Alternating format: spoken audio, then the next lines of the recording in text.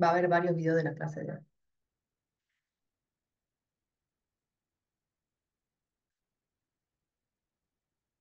Si los isómeros trans son más estables, ¿por qué pensás que son más estables? Por ejemplo, en el anterior que vimos que teníamos cuando poníamos los cloros, o sea, cada uno en una punta, digamos, ahí teníamos a los oxalatos a los costados y me parecía como que podría tener mayor estabilidad. No, tienen diferentes propiedades, pero no es que uno es más estable que otro. Cuando vean en orgánica van a ver que los trans, referido a ciertas cuestiones, se acomodan mejor, por lo que están así como en posiciones opuestas. O sea, van a volver a ver esto cuando que ven orgánica, aplicado a los compuestos orgánicos, justamente, pero no, no es que unos son más estables que otros. Bueno, profe, Bien. Vamos a avanzar ahora con la teoría del campo cristalino. Habíamos estudiado la teoría de Werner, que era como bastante básica, hablaba de que los complejos se formaban, recuerdan, tratando de satisfacer su valencia primaria y secundaria. Esa es la teoría que hayamos visto hasta ahora, ¿sí? En la teoría del campo cristalino, vamos a ver, ustedes van a la bibliografía, hay varias teorías. La TED, que hemos estudiado para el enlace covalente, también se aplica a complejos. La TOM también se aplica a complejos. Nosotros solamente vamos a estudiar la teoría del campo cristalino. La teoría del campo cristalino permite explicar varias de las propiedades de los complejos. Entre ellas, vamos a ver que los complejos tienen eh, propiedades magnéticas. Vamos a ver cómo se justifican esas propiedades magnéticas. Presentan diferentes colores. También vamos a ver a partir de qué estimamos esos colores y tienen cierta estabilidad, que vamos a ver cómo podemos determinar justamente o calcular, tener una noción de la estabilidad de cada uno de los complejos.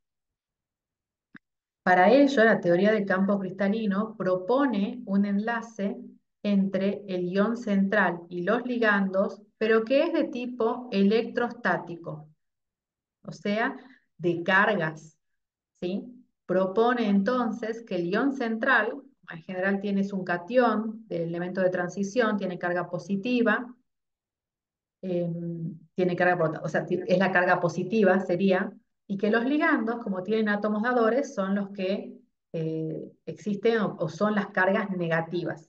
Y entre ellos, por lo tanto, se daría el enlace de tipo electrostático. Esta teoría también supone que el ion central, o que es un metal de transición, es libre, es gaseoso, y que los ligandos son cargas puntuales y que en principio no hay ningún tipo de interacción entre los orbitales, donde se ubican los electrones del metal, y los orbitales de los ligandos. ¿Sí?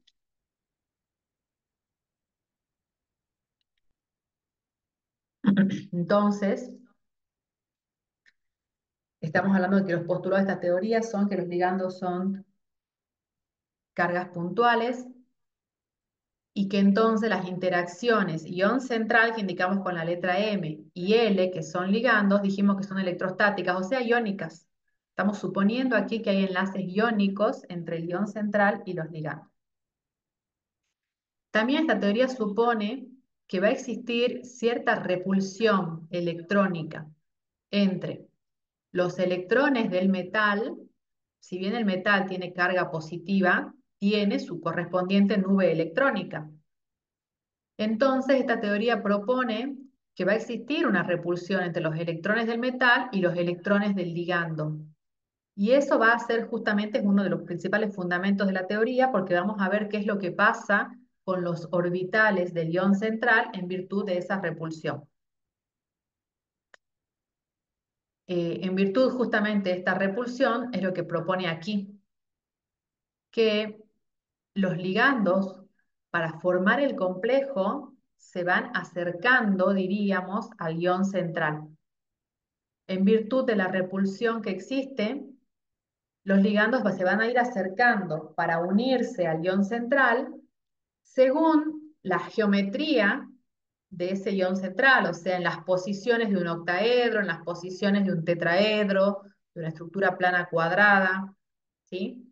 Conforme a eso y a esta repulsión que existe y a los ligandos que tratan de coordinarse al ion central en las posiciones geométricas correspondientes, de acuerdo a la geometría, los orbitales D van a modificar sus energías justamente para poder, para que luego los ligandos puedan coordinarse. Podríamos hablar entonces de una secuencia de hechos en para que se forme el complejo, ¿sí? Miremos primero esta representación. Tenemos entonces el metal libre, el ion central, sin coordinarse todavía con ningún complejo. Los electrones de los ligandos se van a repeler con los electrones del ion central. Eso hace, en virtud de esa repulsión, que la energía de los orbitales D, que es lo que tenemos aquí representado, primero como el ion central libre, al empezar a acercarse a los ligandos y en virtud de esa repulsión, los orbitales D aumentan su energía debido a la repulsión electrónica que le provocan los ligandos que se van acercando al ion central para coordinarse. En virtud de esto, los ligandos se van a ir, dijimos, acercando en las posiciones correspondientes a las geometrías y entonces los electrones de los ligandos se van a ir reacomodando de acuerdo a las geometrías y en las posiciones que correspondan. La energía promedio de los orbitales D no va a cambiar, pero los orbitales, según cómo se estén acercando los ligandos, según que la geometría sea octaédrica, según que la geometría sea plana cuadrada o tetraédrica, la posición que pretenden adoptar los ligandos para coordinarse obviamente que va a ser diferente, porque estamos hablando de formas geométricas diferentes. Conforme a eso, los orbitales D van a reacomodar sus energías. Esas energías, al reacomodarlas, se desdoblan, ¿sí? En diferentes grupos de orbitales D de diferente energía. Finalmente, una vez que se forma el complejo, la energía neta de los orbitales D quedan desdoblados de la forma en la que se reacomodaron y se desdoblaron para poder coordinarse a los ligandos, y cuando finalmente se forma el complejo, la energía neta de esos orbitales D es menor y es mucho, y lo lleva a un estado de estabilidad justamente. Los complejos son compuestos muy estables en virtud de este reacomodamiento que hubo de energía de los orbitales D. Recordemos que los orbitales D, ¿se acuerdan que tenían nombre de acuerdo a dónde tenían las densidades de carga? Entonces teníamos concentrar las densidades de carga, por ejemplo, sobre los ejes de coordenadas. Entonces, cuando están sobre el eje Z, a ese orbital D era el dz cuadrado, y cuando están sobre los ejes X, Y, es el dx cuadrado y cuadrado. Y luego teníamos también densidades de carga en los orbitales D concentradas entre los ejes de coordenadas. Cuando están concentradas entre el eje X, Y, ese orbital D se llamaba DXY. Si está concentrada entre el eje X y Z, en esos planos, ese orbital D se llama DXZ, y si está concentrada entre el eje Y y el eje Z, se llama DYZ. ¿Sí? Conforme a eso entonces, y conforme a las posiciones que van a adoptar los ligandos, estos orbitales, según cómo sea la repulsión electrónica, ¿sí?, van a ir desdoblándose. nosotros vamos a estudiar en más profundidad cómo se reacomodan los orbitales D cuando el complejo que se desea formar es octaédrico. En ese caso, los orbitales que tienen sus densidades electrónicas entre los ejes, el dxy, el dxz y el dz, se agrupan en un grupo de orbitales eh, que se denominan T2G o triplemente degenerados. También se dice en este reacomodamiento que yo les estoy hablando de los orbitales D, ustedes pueden encontrar en la bibliografía que hace referencia que los orbitales D se degeneran, se dice, ¿sí? Porque modifican sus energías. Y en el caso entonces de que el complejo sea octaédrico, estábamos diciendo que por un lado van a quedar los orbitales D que tienen sus densidades de carga entre los ejes, el dxy, el dxz y el diz, y por otro lado estarán los orbitales D que tienen sus densidades de carga sobre los ejes, que es el dz cuadrado y el dx cuadrado y cuadrado, que estos dos últimos que mencioné conforman un conjunto de orbitales que llamamos EG. Entonces, acá fíjense que tenemos de hecho escrito eso, EG y T2G. Un complejo, por lo tanto, octaédrico, ¿sí? Ahora lo simplificamos, esta es la representación que vamos a hacer, tiene el conjunto de orbitales D cuando el ion central se encuentra libre. Acá tendrá ubicado entonces sus electrones de valencia. Cuando va a unirse para evitar, o en virtud, mejor dicho, de la repulsión electrónica, estos orbitales D se van a reacomodar para poder formar el complejo, y para reacomodarse se desdoblan en dos conjuntos de orbitales de diferente energía. Un conjunto de esos orbitales, el que denominamos T2G, que está conformado por el dx cuadrado, el dxy, perdón, el dxz y el diz, y por otro lado un conjunto de orbitales EG, que está formado por el dz cuadrado y el dx cuadrado y cuadrado. Esto ocurriría para un complejo que sea octaédrico. ¿Hasta allí me siguen?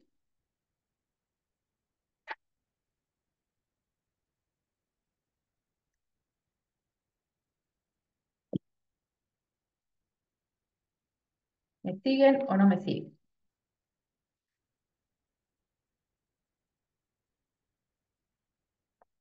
Es más fácil, les puedo asegurar, de lo que parece. ¿Puedo continuar, chicos? Sí, profe. Bien. ¿Qué es lo que va a pasar entonces? Inicialmente tenemos el ion libre, o sea, el ion central libre, antes de unirse a los ligandos con sus electrones D.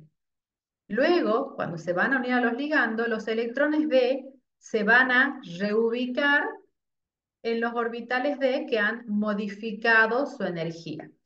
Repito que este desdoblamiento que estoy representando aquí de orbitales D corresponde a un complejo octaédrico. Luego vamos a ver cómo se desdobla para otras geometrías, ¿sí? Pero la que más vamos a trabajar es la octaédrica. Entonces, los electrones que se encuentran inicialmente distribuidos en los orbitales D, cuando el ion central está libre, van a reacomodarse en el conjunto de orbitales T2G por un lado y EG. Esto es un diagrama de energía creciente. Por lo tanto, la energía de los orbitales T2G estamos viendo que va a ser menor que la energía de los orbitales EG. Los electrones entonces, así salvando las distancias, como los reacomodábamos en la TOM, por ejemplo, que teníamos los átomos individuales y luego formábamos y ubicábamos esos electrones en orbitales moleculares, siguiendo todas las reglas que sabemos de Hunt, de principios de construcción, etcétera, y de Pauli. También van a reubicarse los electrones del ion libre en los orbitales D degenerados o desdoblados, siguiendo todas estas reglas, ¿sí? Existe una serie de factores que van a influir en la diferencia energética que va a haber entre los orbitales de entre los orbitales T2G, me estoy refiriendo al grupo que está aquí abajo, respecto de los orbitales EG. Y eso va a influir en las propiedades del complejo.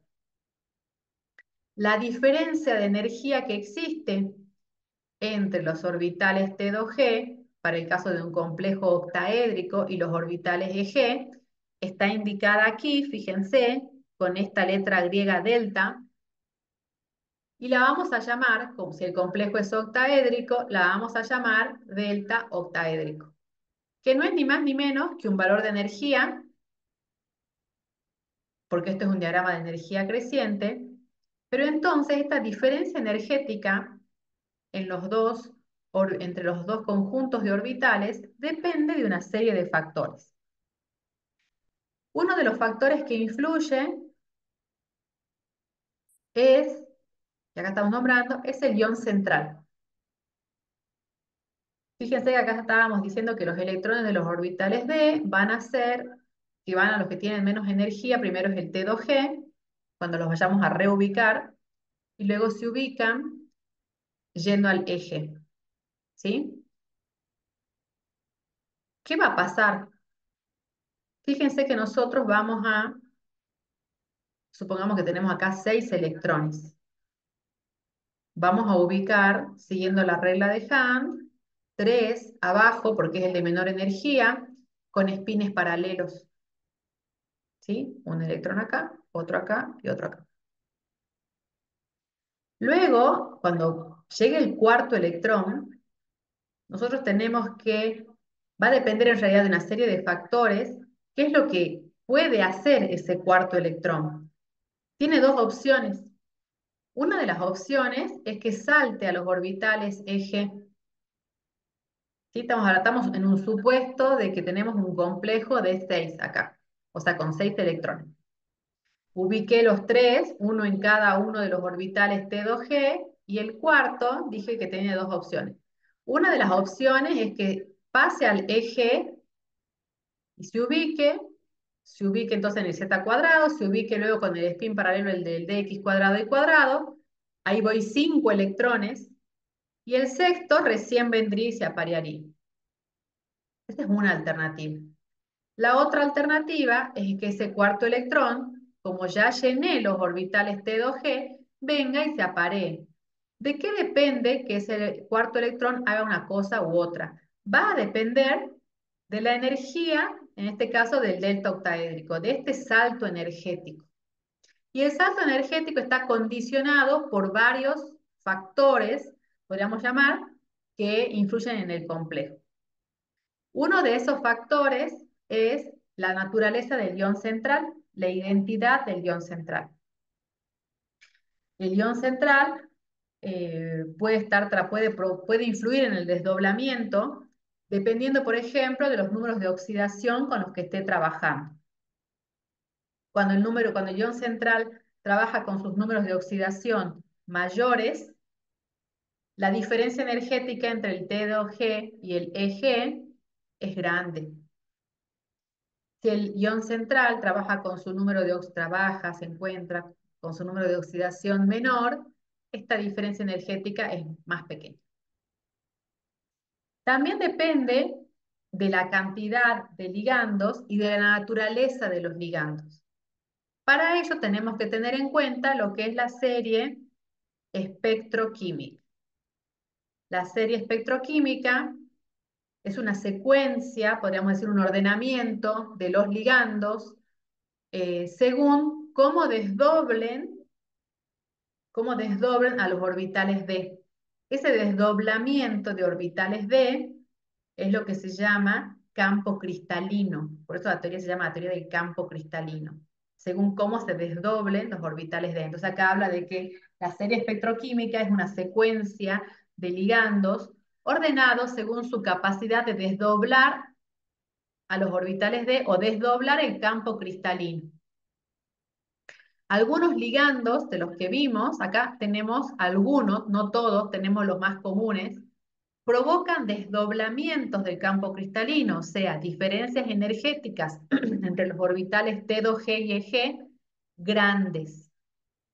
Cuando esas diferencias energéticas son muy grandes, ese cuarto electrón que estábamos recién deliberando, si salta o se aparea, si esta diferencia energética es muy grande, al electrón le resulta más fácil, porque requiere menos energía, vencer la energía de apareamiento y aparearse, que vencer el delta octaédrico y saltar al eje.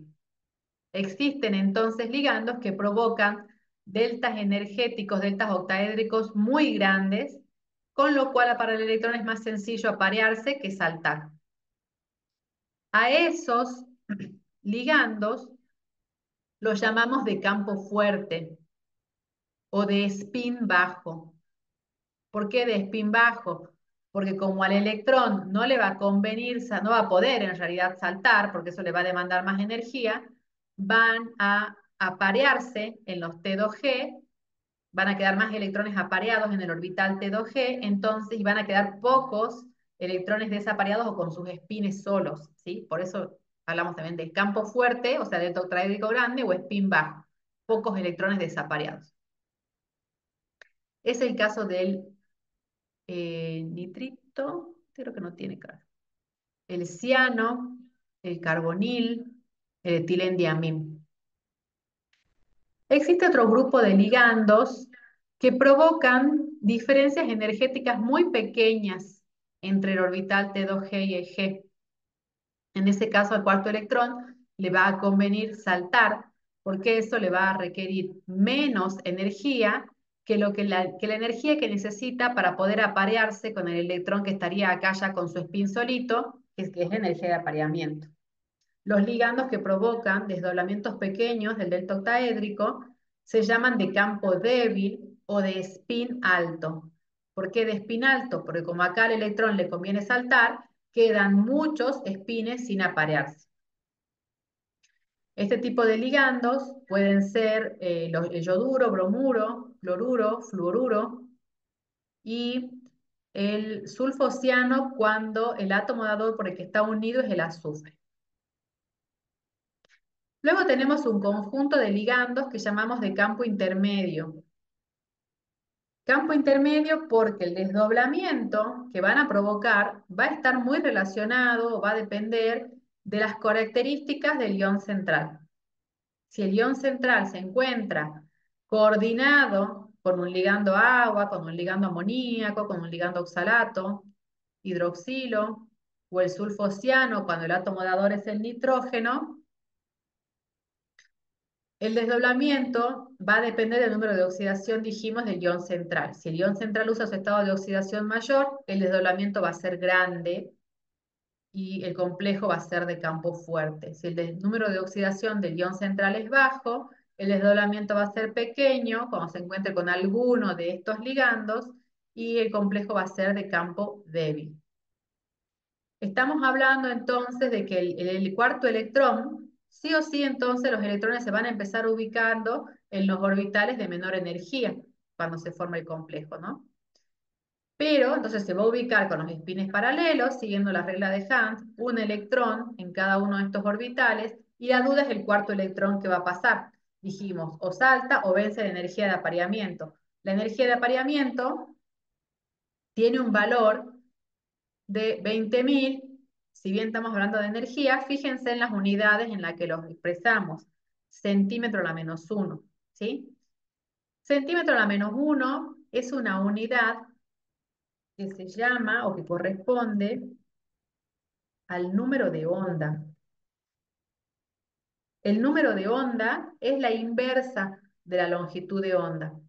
Si nosotros estamos hablando de energía y podemos conocer la longitud de onda, tranquilamente podemos utilizar la ecuación de Planck, E igual a H por C sobre longitud de onda y, así, y corresponder esa longitud de onda a un valor de energía. ¿Sí? Y si estamos hablando del número de onda es lo mismo, solo que esto es la inversa de la longitud de onda, o sea, la podemos corresponder con un valor de energía. ¿Sí? Entonces vamos a ver que también acá cuando tengamos los valores de energía del delta octaédrico lo vamos a tener en estas unidades. centímetro a la -1, ¿sí? Pero no perdamos de vista que corresponden con valores de energía. Entonces dijimos que cuando la energía, fíjense acá, cuando el delta, el desdoblamiento de los orbitales d es mayor que la energía de apareamiento, que la indicamos con la letra P, el cuarto electrón se va a aparear. El complejo resulta de spin bajo o de campo fuerte. Eso quiere decir que los ligandos son muy penetrantes. Podemos relacionar la cantidad de electrones desapareados distribuidos en los orbitales d degenerados o desdoblados con las propiedades magnéticas del complejo.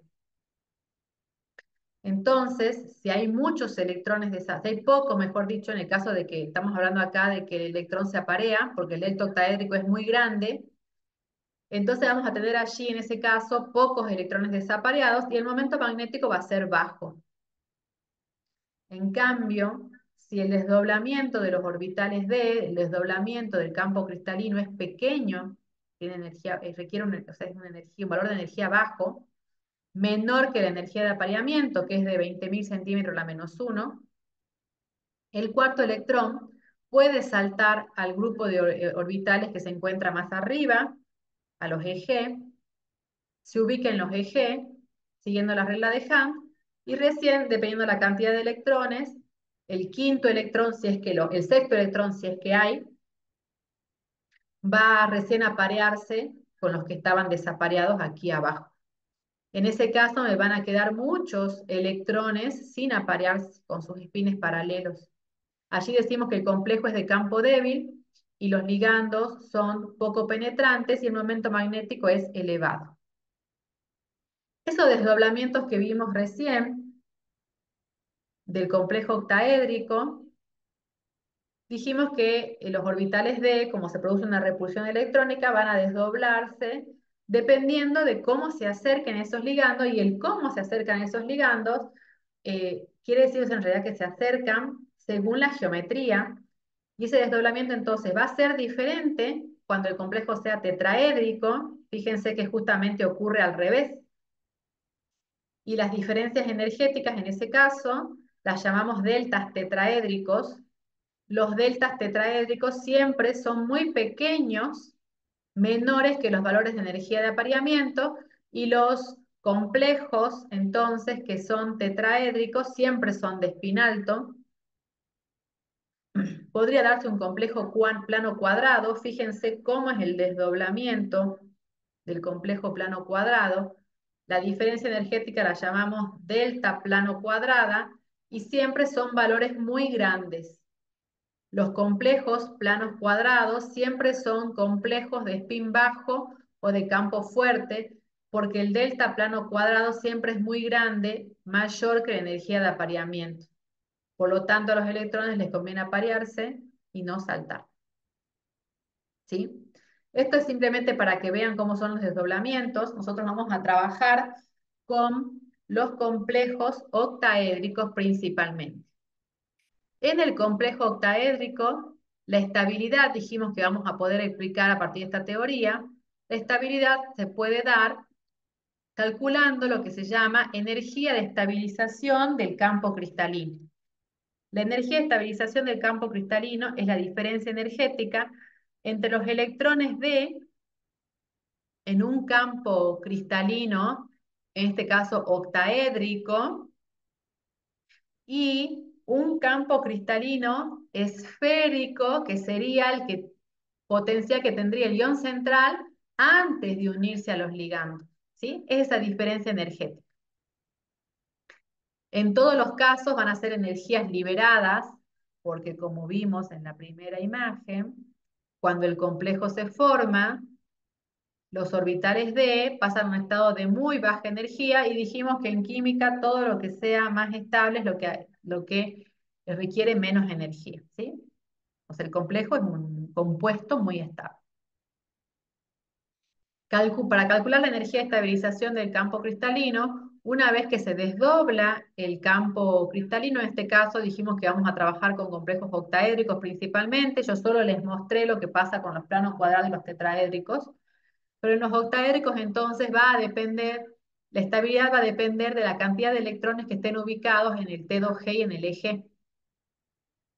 Y vamos a calcular la energía de estabilización del campo cristalino con esta ecuación, menos 0,4, que es el desdoblamiento de los orbitales T2G, fíjense, por la cantidad de electrones que hay en los T2G, la cantidad total de electrones, aquí ya no hablamos de electrones desapareados, sino la cantidad total, y, perdón, más 0,6 por la cantidad de electrones que hay en el eje, perdón, que son los orbitales de aquí arriba, todo eso multiplicado por el delta octaedro. Dijimos también, voy a pasar acá, quiero terminar con toda la teoría, vamos a hacer los ejercicios, que vamos a poder estimar el momento magnético o explicar las propiedades magnéticas.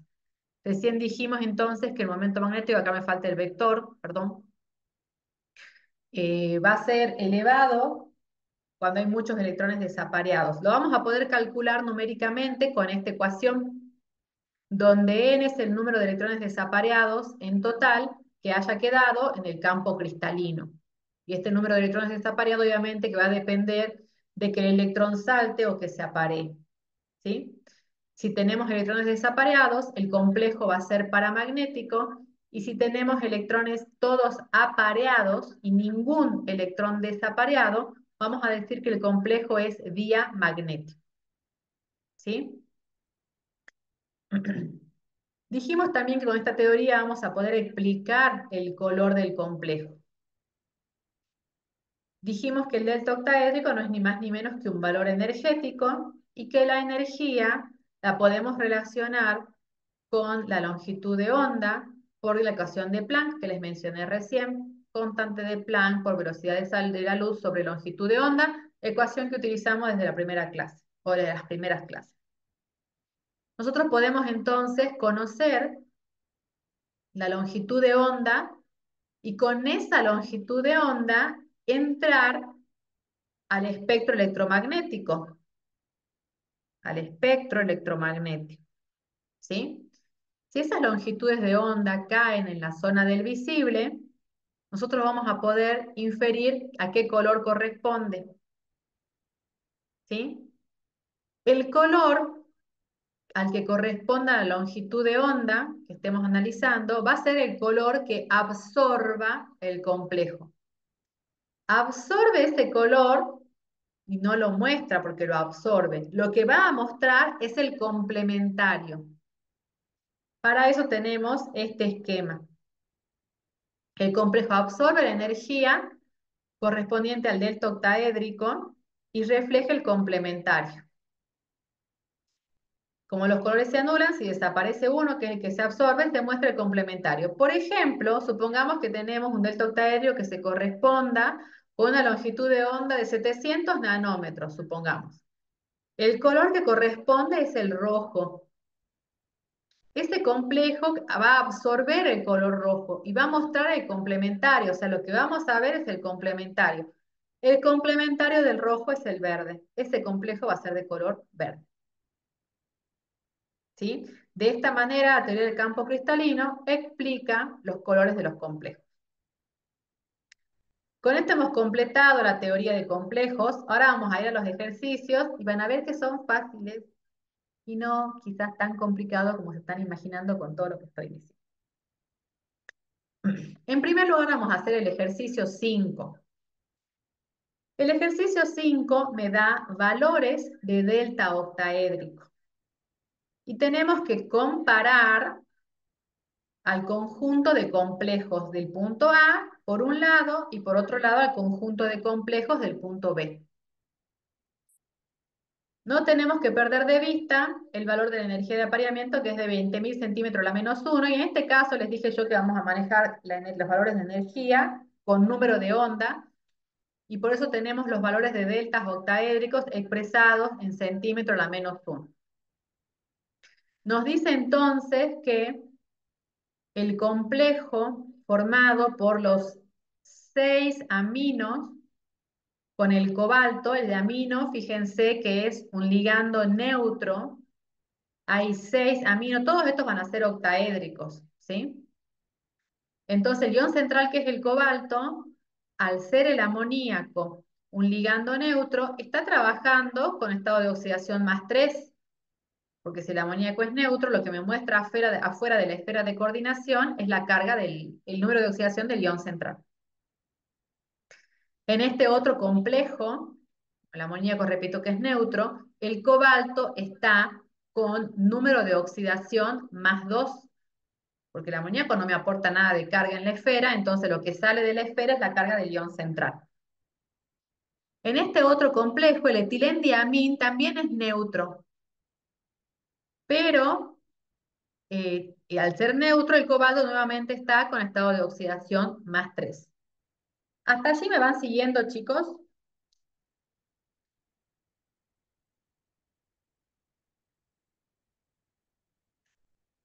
Simplemente estoy analizando de los complejos lo que ya venimos viendo. ¿Me van siguiendo? Sí, profe. Bien. Lo que tenemos que explicar acá son los valores del delta octaédrico, o sea, esta separación, ¿sí?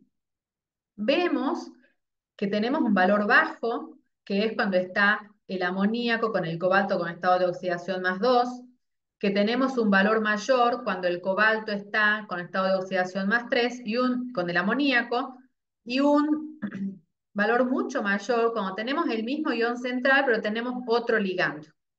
Dijimos que los valores de deltas octaédricos dependen del ion central y dependen del tipo de ligando y del desdoblamiento que provoquen esos ligandos. En primer lugar, vamos a comparar los dos complejos que tenemos aquí. En los dos tenemos el amoníaco como ligando, pero fíjense que los valores del desdoblamiento del campo cristalino son significativamente diferentes. De hecho, cuando está con estado de oxidación el cobalto +3, es el doble del anterior. Si miramos ay, me dio hipo. El tipo de desdoblamiento que pueden provocar los ligandos, en este caso el ligando es amoníaco, y vemos que el amoníaco es un ligando de campo intermedio. En los ligandos de campo intermedio dijimos que el desdoblamiento o el delta octaédrico va a depender del número de oxidación del ion central, y eso es lo que está pasando aquí. Estos valores tan diferentes se deben a que si bien en los dos casos tenemos cobalto con el mismo ligando, el cobalto cuando está con su estado de oxidación mayor provoca un desdoblamiento grande del campo cristalino y el delta octaédrico supera a la energía de apareamiento, formando por lo tanto un complejo de campo fuerte o spin bajo. Eso quiere decir que el delta octaédrico es tan grande que los electrones van a preferir aparearse a saltar a los orbitales eje. En cambio aquí, si bien tenemos el cobalto nuevamente con el amoníaco, al estar el cobalto con su menor estado de oxidación, el delta octaédrico que provoca es pequeño, menor que la energía de apareamiento. Entonces, fíjense que en este caso concreto el electrón le es más fácil vencer el delta octaédrico, que le requiere 10.200 de energía, y saltar a los orbitales eje, que aparearse, porque para aparearse necesita 20.000 de energía. Entonces, en este caso, con el ligando de campo intermedio amoníaco, el cobalto como ion central está con su estado de oxidación menor y provoca un desdoblamiento de campo débil o spin alto. Spin alto, recordemos, porque quedan muchos electrones desapareados. ¿Se entiende esa diferencia?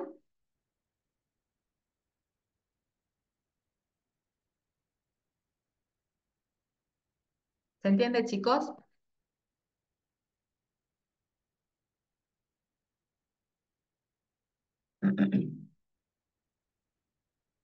Samira me dice que sí, gracias por responder.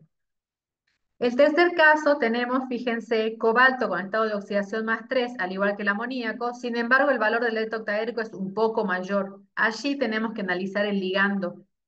El ligando, etilendiamín, es un ligando de campo fuerte. Provoca un desdoblamiento grande de los orbitales D. Y ese es el motivo por el cual, acá sería por el ligando, que es de campo fuerte. Acá el ligando es el que justifica el elevado valor del delta octaédrico.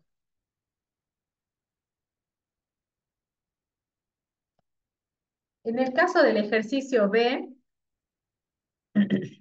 me apuro porque quiero hacer por lo menos uno de los del 6. En el caso del ejercicio B, tenemos, fíjense, el mismo ion central, 1 unido al fluoruro que tiene carga -1 por 6 -6, el cromo está como +3 acá, y acá el cianuro también tiene -1 por 6 -6, para que la esfera de coordinación tenga -3, el cromo también está aquí con estado de oxidación +3. O sea que tenemos el ion central con el mismo estado de oxidación, pero diferentes valores del campo, del delta octaédrico, lo que entonces nos está indicando que este desdoblamiento va a depender del ligando. Y justamente si nos fijamos en el valor más bajo del delta octaédrico, menor que el valor de la energía de apareamiento, tenemos al ligando flúor. El flúor es un ligando de campo débil. El desdoblamiento que provoca es bajo, menor que la energía de apareamiento. Y en el otro tenemos al cianuro, que es un ligando de campo fuerte y provoca desdoblamientos grandes del campo cristalino, o sea, deltas octaédricos grandes.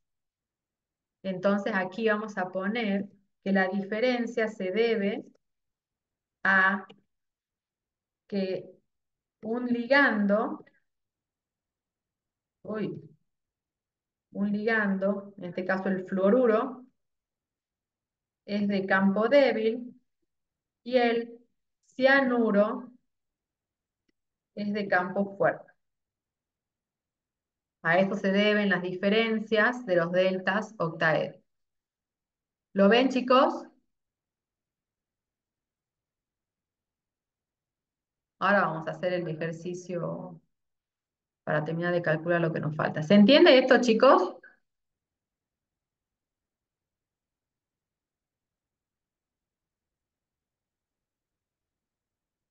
Bueno, Franco me dice sí, gracias por responder, Franco. Bien, habiendo explicado los valores del delta octaédrico, el punto 6 nos pide que para este mismo conjunto de complejos, todos los de la punto 5, vamos a hacer uno y lo demás vamos a hacer la primera hora de la clase que viene. Vamos a determinar el color, el momento magnético, la energía de estabilización del campo cristalino y una vez que calculemos todas, vamos a razonar y determinar cuál es el más estable. ¿Sí? Voy a comenzar con este valor, con este complejo. Para eso voy a tener que usar la pizarra.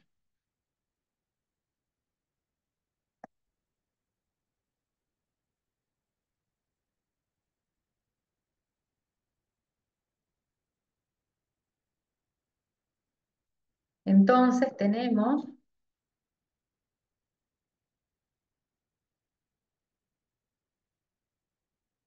al cobalto,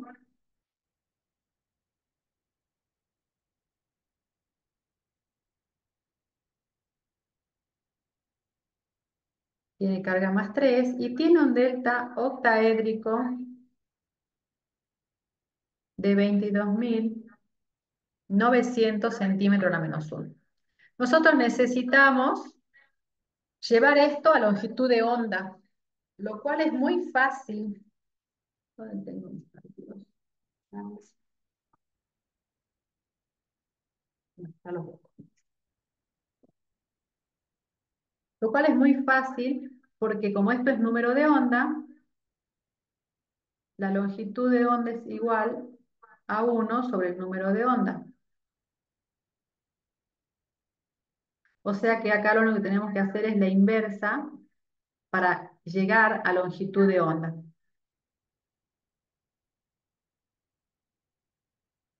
Eso en primer lugar. ¿Sí? Calculen, voy a escribir otra vez acá abajo, ¿cuánto les da esta longitud de onda? ¿Dónde tengo mis hojitas de cálculo?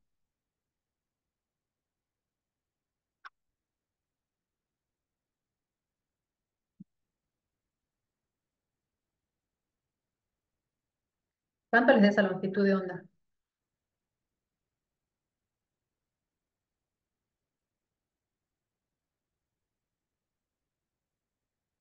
4,37 por 10 a la menos 5 centímetros ahora.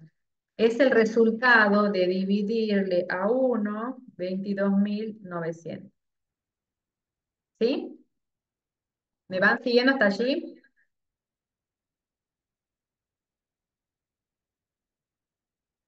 Chicos, Sí, profe. bien, gracias por responder, Carlos. Cuando tenemos la longitud de onda, recordemos que lo primero que vamos a hacer es el color. Ya tenemos longitud de onda, o sea que podremos entrar al espectro electromagnético, pero en el espectro electromagnético, en la imagen, por lo menos que tenemos en la presentación, a las longitudes de onda las tenemos en nanómetros, y acá tenemos centímetros, ¿sí? Lo tenemos que pasar entonces a esos centímetros a nanómetros, y esto nos va a quedar en nanómetros 437 nanómetros, ¿sí? Con esos 437 nanómetros, lo primero que tenemos que pensar es que sabemos que la zona del espectro electromagnético correspondiente al visible, o sea, los colores que nosotros podemos ver, están entre los 400 y los 700 nanómetros. O sea que esto cae en la zona del visible. Este complejo va a tener un color. Fíjense ustedes, yo no voy a cambiar de pantalla. Se fijan ustedes en la presentación a qué zona del espectro, a qué color de la zona del visible corresponde esta longitud de onda. Y me dicen, por favor, ¿a qué color de la zona del visible corresponde los 437 nanómetros?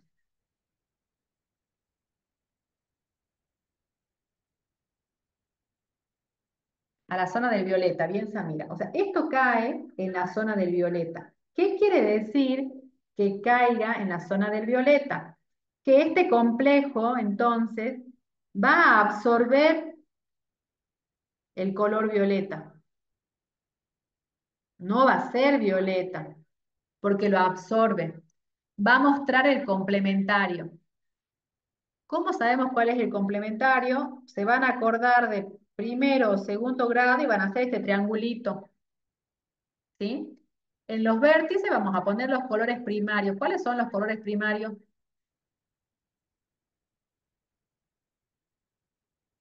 No me digan que no se acuerdan cuáles son los colores primarios. ¿Cuáles son los Rojo, colores azul y primarios? amarillo. Correcto. Rojo, azul y amarillo. Esto se lo estoy haciendo hacer para que lo puedan hacer en el parcial, ¿sí? Es razonarlo nada más. En los vértices van los primarios. Y en los lados van los secundarios. Los secundarios eran los que mezclábamos los primarios y obteníamos otro color. Cuando mezclamos amarillo con rojo, ¿qué color se forma? Naranja. Naranja, muy bien, anaranjado. Cuando mezclamos rojo con azul, ¿qué color se forma?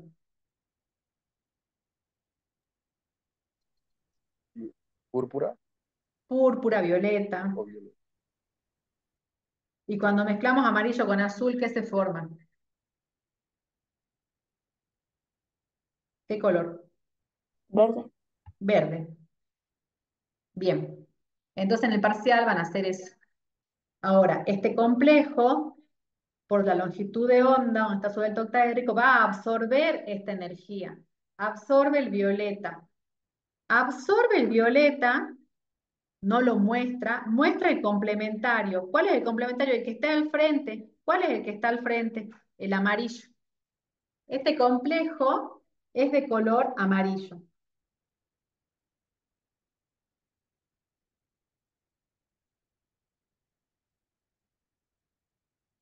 ¿Lo entendieron? Sí, profe. Bien. Voy a dejar acá, pero les voy a dar tarea. Esto mismo que hicimos, y dejen espacio para trabajar, yo también voy a dejar acá y voy a comenzar la clase el lunes, van a sacar los colores de todos los complejos del punto 5 de la misma forma que hicimos esto. ¿sí? No todos les van a caer en la zona del visible, algunos les van a caer en la zona del infrarrojo. Cuando a alguno le dé la longitud de onda en la zona del infrarrojo, anoten, ¿sí? Pero van a ser entonces el cobalto más 3 que el que ya hicimos, cobalto con amoníaco con estado de oxidación más 2, cobalto con etilendiamil y los dos donde están el cromo. Y van a venir el día lunes con los colores de esos complejos para controlar y avanzar con los otros pasos que nos faltan, porque no lo quiero dar sino a las apuradas y ya son las 10, que es determinar el momento magnético, calcular la energía de estabilización del campo cristalino y luego decir de los complejos cuál es más estable. Así que vamos a dejar hasta aquí con el color del complejo nada más. Ya me estoy atrasando, pero ya vamos a ver cómo recuperamos. Así que esto, completar el tema complejo nos va a llevar una horita de la clase del lunes y luego voy a comenzar con diagramas. ¿Estamos, chicos? Sí, profe. Bien. Detengo la grabación. Y ya les voy a mandar mensaje a través del aula, pero en principio va a ser el día miércoles a las 5 de la tarde hasta las 6, chicos. Yo no me puedo quedar más allá de las 6. Así que por favor vengan puntuales para mostrar los parciales, ¿sí?